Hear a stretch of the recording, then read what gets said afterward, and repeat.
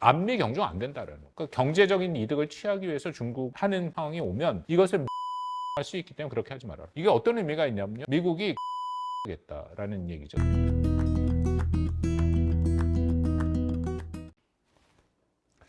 안녕하십니까. 박원권의 북한과 세계를 시청해 주시는 여러분께 감사드립니다.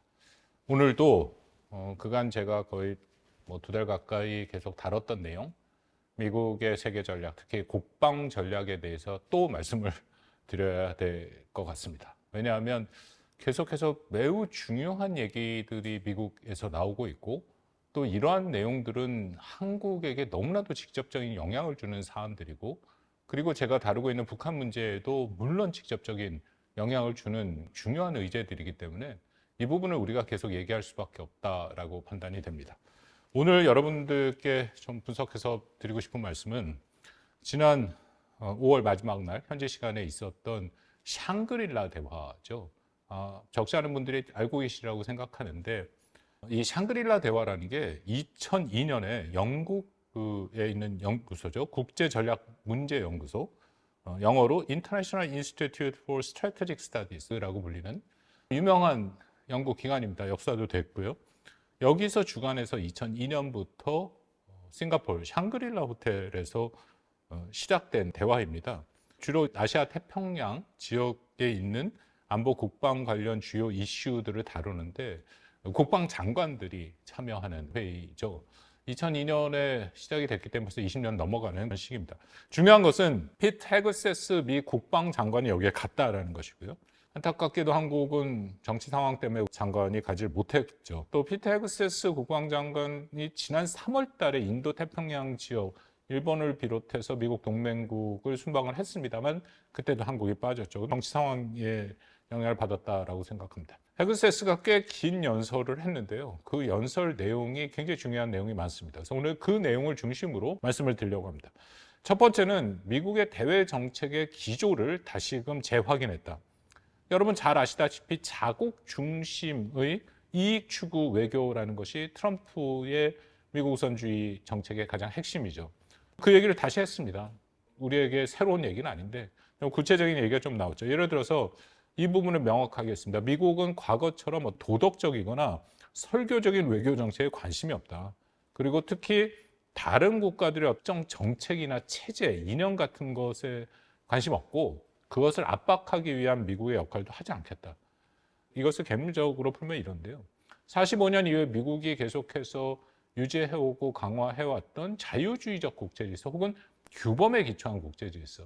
자유민주주의를 기반으로 해서 법치라든지 행정의 자유라든지 주권 존중이라든지 힘을 통한 현상 변경, 인권도 들어갑니다만 그런 것들에 대해서 존중할 생각이 없다라는 것을 아주 명확하게 얘기를 했습니다. 트럼프 대통령이 사우디아라비아 리야드에서 한 연설의 그 내용들인데요. 이것도 상당히 의미가 있습니다만 더 이상 어떤 자유민주주의의 가치, 도덕적인 가치, 윤리적인 가치, 거기에는 민주주의가 확산되면 세계는 평화가 온다는 이제 민주평화론 같은 것들, 민주주의, 우드로 윌슨부터 시작된 어떻게 보면 민주당의 기반이 되는 이념들인데 이제 그런 것들 더 이상 존중하지 않겠다라는 것을 피트 헤그세스 국방장관이 다시 한번 얘기를 했습니다. 두 번째는 미국의 국가 정체성을 분명히 했습니다. 이게 지공간적, 지정학적 정체성인데요. 미국은 분명히 인도 태평양 국가다라고 얘기를 했습니다. 그래서 정확한 표현은 이렇습니다. 미국은 인도 태평양 국가입니다. 미국이 성립된 초기 시절부터 미국은 이 지역에 있었고 앞으로도 인도 태평양 지역에서 이익을 가진 국가로 계속 남을 것이다 라고 얘기를 합니다. 이것은 또 나름대로 의미가 있습니다. 이것을 해석해 보면 미국은 인도 태평양 국가의 정체성을 갖고는 있었습니다만 그간 사실은 유럽과의 훨씬 밀접한 관계가 있었죠. 1, 2차 세계대전에 다 미국이 참전을 했고 그래서 이른바 대서양 동맹, 나토를 만든 것이 사실상 미국이 주도해서 만들었기 때문에 대서양 동맹, 유럽을 중시했다라고 보면 이제는 인도 태평양 지역에 이것을 중시하겠다. 결국 중국 견제고 유럽에 대해서는 관심을 덜 하겠다라는 것을 다시 한번 그간에 이미 트럼프 행정부 들어와서 많이 얘기가 됐습니다만 그것을 다시 한번 확인해 줬다라고 판단이 됩니다. 두 번째는 전략 목표를 얘기했는데 이것도 제 전 동영상을 보시면 제가 자세히 분석을 좀 해놨습니다만 이 엘브리지 콜비 현재 미국의 정책 차관으로 활동하고 있는 이 사람이 얘기하는 거부 전략, 영어로 이제 strategy of denial을 다시 한번 확인을 했습니다. 아마도 피타고라스의 연설문을 쓰는 과정에서 엘브리지 콜비가 관여를 했을 가능성이 높습니다. 왜냐하면 계속해서 콜비가 얘기해왔던 전략적인 목표 인식이 여기 다 드러나고 있거든요. 여기서 다시 한번 확인하고 강조하는 것이 인도태평양 지역에서 가장 중요한 것은 공격을 억제하는 것이다. 상대방이 공격하는 것을 거부하는 것이다. 이것이 거부 전략, 엘브리지 콜비의 책 제목이기도 하고. 그래서 미국이 이곳에 있는 이유는 미국 혼자는 아니고 당연히 동맹국들 그리고 파트너 국가들, 우호국가와 함께 거부, 결국 중국입니다. 중국을 거부하는 전략을 하기 위해서라는 것을 다시 한번 확인했습니다. 세 번째는 미국의 국방 예산을 다시 한번 얘기를 했습니다. 이미 신문지상에 많이 나왔습니다만 미국의 이번 트럼프 행정부의 국방 예산이 처음으로 1조 달러를 넘었죠. 천조국 드디어 1조 달러를 넘어서 이것은 지난해에 비해서 13% 정도 증가된 액수라고 알려지고 있습니다. 이것을 피터 헤그세스 국방장관이 다시 한번 확인을 했고요. 상당 부분 전력 발전에 사용하겠다. 특히 최첨단 전력이죠. 6세대 전투기 F-47, 뭐 이건 논란이 있습니다. 과연 고가의 6세대 전투기가 필요하냐. 아니면 무인 전투기, 뭐 드론도 많이 얘기가 나오고 있고 최근에 우크라이나가 굉장히 성공적으로 드론을 활용해서 러시아의 전폭기들을 공격했던 작전들도 있어서 계속해서 이 부분은 앞으로 미래 전장, 미래도 아니죠. 이미 와 있는 전장 환경에서 무엇이 중요하냐라는 논란은 계속되리라고 생각합니다. 스텔스 폭격기 B-21, 잠수함, 구축함, 극초음속 무기, 드론도 있습니다. 이런 것을 전력 증강하기 위해서 미국이 이전보다 13% 증대된 국방 예산을 배정했다라는 얘기를 하고 있고요. 또 골든돔이 나옵니다. 미국이 미사일 방어 체계를 만드는데 미국 본토가 외부에서 뭐 여기 북한도 포함이 됩니다만 사실은 중국을 견제했다라고 볼 수 있을 것 같습니다. 어쨌든 미 본토의 적의 핵 미사일이 날아오지 못하도록 막는 골든돔, 트럼프 대통령이 굉장히 자랑스럽게 굉장히 짧은 시간 내에 이것을 만들겠다라고 얘기를 했고 막대한 예산이 실렸습니다. 골든돔 자체는 북한의 핵 문제랑도 굉장히 연계가 있죠. 만약 골든돔이 트럼프 대통령이 공언하는 것처럼 그 정도의 역량을 가진 방어체계로 단기간 내에 형성이 된다면 북한 핵과 관여돼서 첫 번째, 북한 핵의 효용성이 굉장히 낮아질 겁니다. 그것을 북한이 갖고 있는 대륙간 탄도미사일이나 미 본토 공격 무기체계로 뚫을 수 없다라는 거. 이미 그 북한이 지금 갖고 있는 무기체계 자체도 제대로 된 시험을 하지 못했기 때문에 과연 본토 타격 능력이 있느냐에 대해서는 저는 개인적으로 상당한 의구심을 갖고 있습니다만 어쨌든 그런 미사일 방어 체계가 더 완벽하게 구축이 된다면 북한으로서는 본토 타격 능력을 가질 수 없다. 이것은 굉장히 북한 핵의 효용성을 낮추는 행위가 될 거고요. 두 번째는 북한 비핵화에 부정적으로 활동할 여지도 있지 않을까. 트럼프가 자국 우선을 계속 얘기하고 있으니까 미 본토가 안정화된다면 안정적으로 외부의 공격, 특히 북한 핵에 대한 공격으로부터 방어 능력이 생긴다면 북한의 핵에 대해서 관심이 덜해질 수도 있다는 겁니다. 본토는 안전하니까. 물론 한국은 북한 핵에 대해서 실질적인 타격 범위 내에 있고 저는 북한이 실전 능력을 갖췄다고 생각을 합니다. 그런 면에서는 우리에게는 실존적 위협이고 위협의 도가 더 높아지겠지만 미국의 입장에서는 본토에 대한 위협은 오히려 줄어든. 그렇다면은 북한의 비핵화라는 그 협상을 나갈 미국의 동기부여가 덜해질 수도 있다 생각도 있습니다. 그 다음 얘기로는 당연히 동맹국의 비용과 책임 분담을 강조했죠. 제가 지난 몇 번의 말씀을 드리면서 미국의 동맹 변화 전략의 가장 핵심 중에 핵심은 결국 동맹국과 우호국이 일종의 비용 분담, 책임 분담을 해라. 70년대 리차드 닉슨의 닉슨 독트린이라는 거 많은 분들 기억하시겠습니다. 아시아의 방위를 아시아화한다. 그러니까 각국의 방어 책임을 져라. 베트남 전쟁에 크게 영향을 받아서 그 수준에 준하는 것이라고 판단이 됩니다. 그때도 그것이 발표되고 나서 닉슨의 가장 우선 정책 중에 하나가 주한미군 철수였죠. 일부 철수가 감행이 됐습니다. 계속 철수 얘기가 나오다가 포드 때 중단됐다가 다시 카터 대통령 때 카터가 그것을 대선 공약으로 해서 시도하다 중단되는 상황이 왔는데요. 어쨌든 그 비용과 책임을 동맹국한테 맡긴다는 것은 미국이 이 지역에서 동맹국 방어를 위한 미국 시각에서 연루의 가능성을 줄이겠다라는 생각이 있기 때문에 뭐 일부에서 나오는 주한미군 감축 혹은 주한미군 조정 가능성 뭐 있다라고 보는 것이 맞을 거라고 생각이 됩니다. 헤그세스 연설에도 분명하게 다시 한번 확인합니다. 우리는 유럽의 동맹국들이 오랫동안 미뤘던 그들의 안보를 더 많이 책임지도록 독려하고 있습니다. 라고 얘기를 합니다. 그러면서 동맹은 현실적으로나 인식상으로 일방적으로 보이면 철통 같을 수 없다. 다시 말씀드려서 그들 미국의 인식입니다만 일방적으로 동맹국 보호를 하고 있다. 이제 더 이상 그럴 수 없다라는 것을 명백히 했다라고 생각이 됩니다. 피터 헤그세스 연설의 가장 핵심은 중국입니다. 중국에 대해서는 굉장히 많은 얘기를 자세하게 했는데 첫 번째는 중국의 공격적 행위에 대해서 자세하게 설명을 했습니다. 뭐 제가 여기서 다 이 부분을 말씀을 드릴 필요는 없을 것 같고요. 뭐 몇 가지 핵심은 중국은 아시아에서 패권 국가가 되려고 하는 것은 분명하다. 그렇기 때문에 대규모 군사력 증강을 하고 있고 그것을 통해서 자신들의 군사력을 사용할 의지를 보이고 있다. 당연히 중국은 이 지역에서 현상 유지를 근본적으로 바꾸려 한다. 결국 대만 문제를 얘기하고 있죠. 그러면서 대만을 침공할 수 있는 능력을 시진핑이 2027년까지 보유하라고 군에 명령했다. 엘브리지 콜비의 상원 청문회에도 나오고 같은 얘기가 계속 반복이 됩니다. 2027년을 중시해야 된다라는 얘기가 있고 그만큼 미 국방부에서는 이것을 중심으로 얘기하고 있다는 것이 국방장관 헤그세스에 의해서 다시 한번 확인이 됐다라고 생각합니다. 근데 여기서 여러분 우리가 조금 생각을 확장해 보면 뭐 이 부분은 이쪽 전공자들 뭐 정책 서클 학계에서 다 얘기되는데 일단 첫 번째 정말 중국이 대만을 공격할 가능성이 있겠느냐 첫 번째 질문.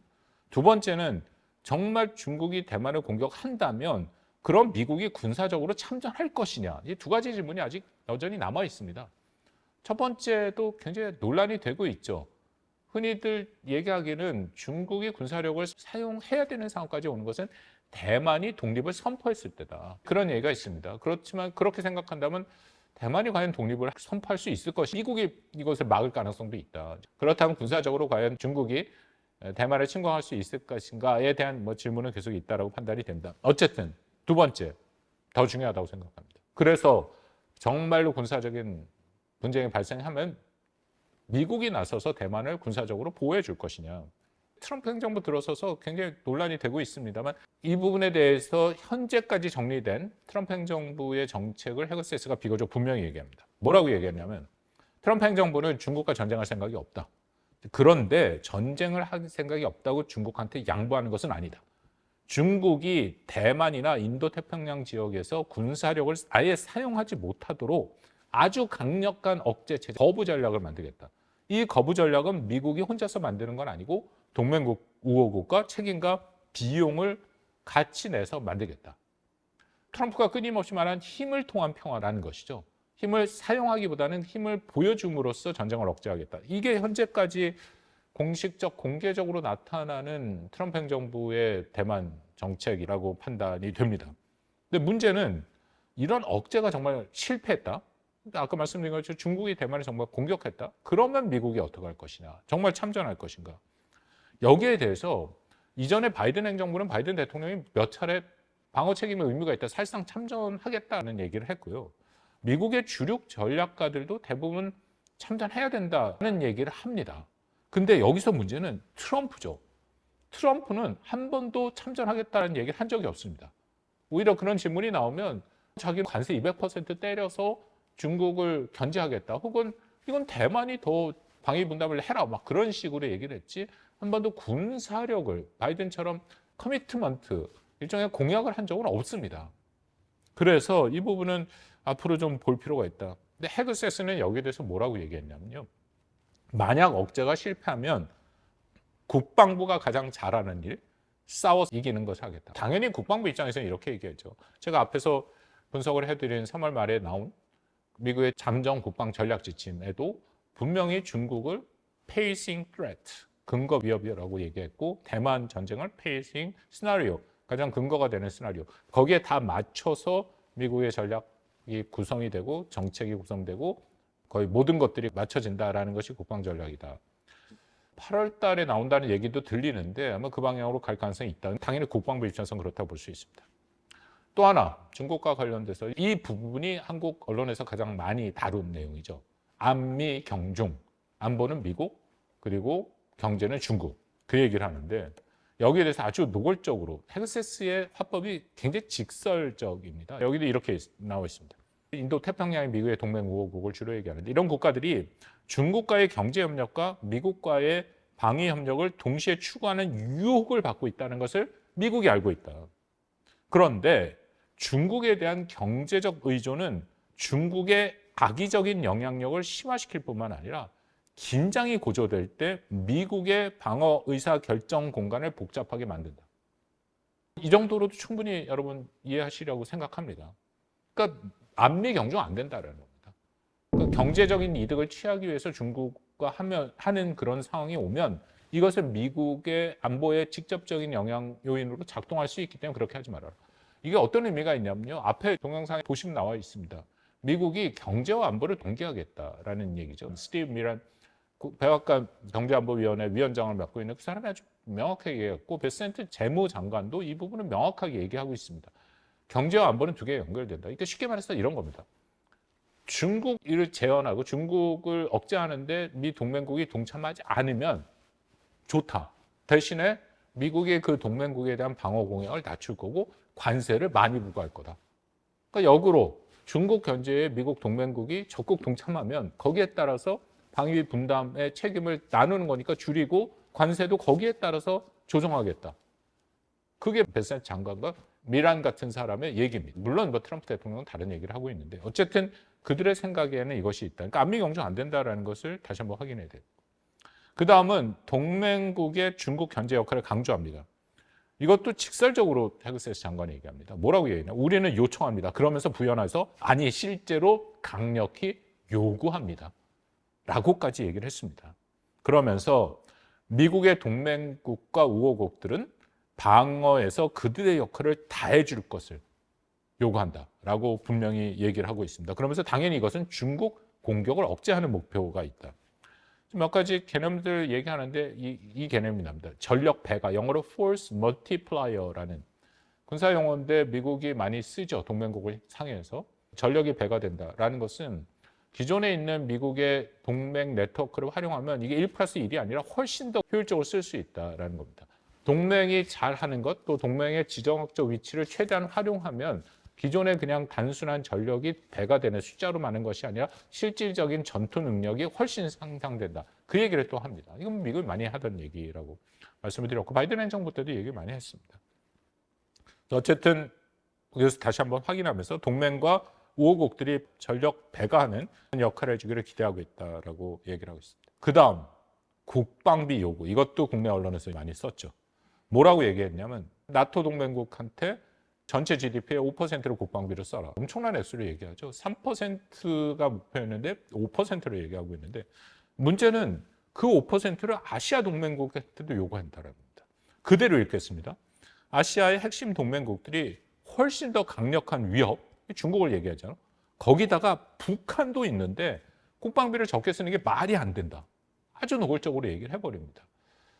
북한 얘기가 나오는 게 참 여러 가지로 우리 입장에서는 신경이 쓰일 수밖에 없는데 뭐가 차이가 있냐면 엘브리지 콜비가 상원 청문회에서 뭐라고 얘기했냐면 한국, 이스라엘, 폴란드 같은 국가, 세 국가를 딱 특정했습니다만 이 국가들은 국방비를 충분히 쓰고 있다는 얘기를 하고 있거든요. 동맹에 대한 기여가 충분하다. 나머지 국가는 다 부족하다.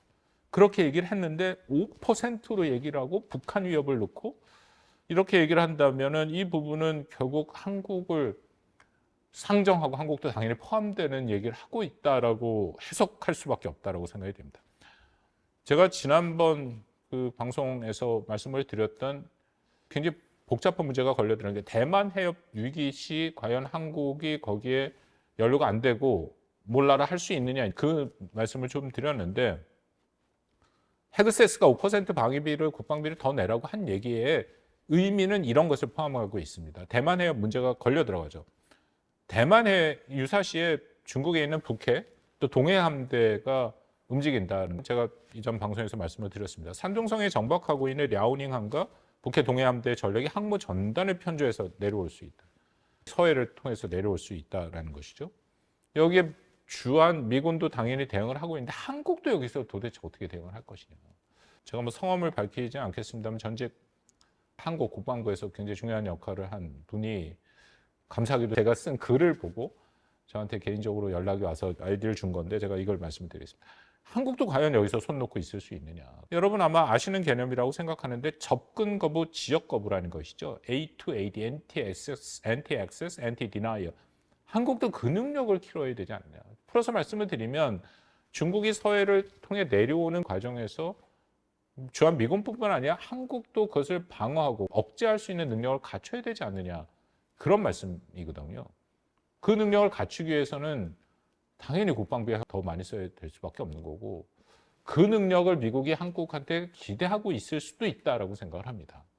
그런 면에서 굉장히 어렵고 쉽지 않은 상황이다라고 판단이 됩니다.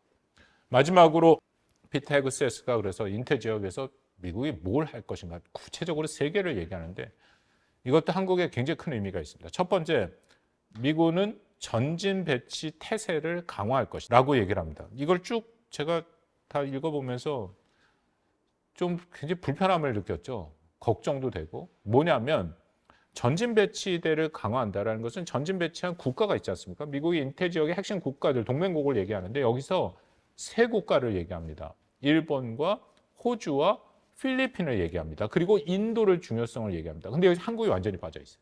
한국 얘기는 전혀 안 나옵니다. 굉장히 구체적으로 얘기를 하는데 예를 들어서 필리핀 같은 경우에는 미 해병대의 이동형 대함 미사일 체계가 있습니다. 이것을 필리핀에 배치할 것이라고 발표를 했다는 것이죠. 중국이 내려오는 그 길목에 또 필리핀이 있습니다. 거기에 미 해병대의 이동형 대함 미사일, 그러니까 결국 중국 해군을 공격할 수 있는 미사일을 배치하겠다. 아까 말씀드린 A2AD 전략을 시연하겠다라는 얘기가 거기서 분명히 보이고요. 또 일본과 호주에 대해서도 구체적으로 얘기를 합니다. 일본과 호주와 각각의 군사적 협력을 강화하고 무기체계를 재편하고 그런 것들을 하고 있는데 이것은 당연히 중국 견제하고 있다. 그런데 한국은 내용이 없다라는 거고요. 또 하나는 이런 얘기를 합니다. 이건 지난번 방송에 제가 말씀드린 IAMD라 해서 미국이 통합 공주 및 미사일 방어 체계를 강화하겠다. 이거 트럼프의 굉장히 중요한 골든돔이랑도 다 연결되는 행정명령을 내서 이 골든돔으로 발전한 거죠. 그것을 얘기하고 있는데 그렇기 때문에 인도 태평양 지역에 이전과는 다른 수준의 미사일 방어 체계를 만들겠다는 얘기고요. 여기서 이미 일본, 호주 얘기를 합니다. 일본과 호주는 미사일 방어 기술과 데이터 공유 파트너십을 구축하고 있다. 이미 세계 최고 수준의 기술을 갖고 있는 미국이 이들 국가와 함께 공중 및 미사일 방어 구조를 강화할 것이다. 한국에 빠져 있습니다. 빠져 있는 이유는 한국의 정치적인 혼란도 있을 수 있는 거고 또 아직 한국이 그런 입장을 분명히 하지 않았다라는 것도 있다. 제가 엘브리지 콜비를 얘기하면서 이 말씀을 드렸는데 거부 전략에 엘브리지 콜비가 말한 내용이 바로 다 이 내용들입니다. 한국은 빠져 있고요. 일본, 호주, 필리핀 그리고 인도의 중요성만 얘기하고 있습니다.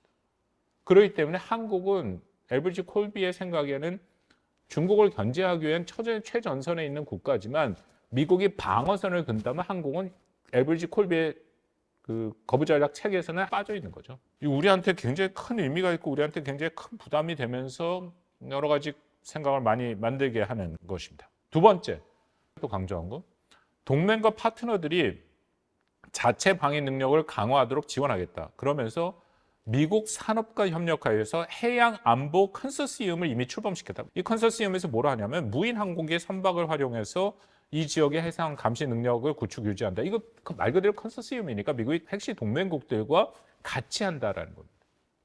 세 번째, 마지막 방위 산업 기반을 재건하겠다라고 얘기합니다. 인도 태평양 산업 보건력 파트너십이라는 것이 있고 현재 한국 들어가 있는 걸로 알고 있는데 14개 국가가 들어가 있습니다.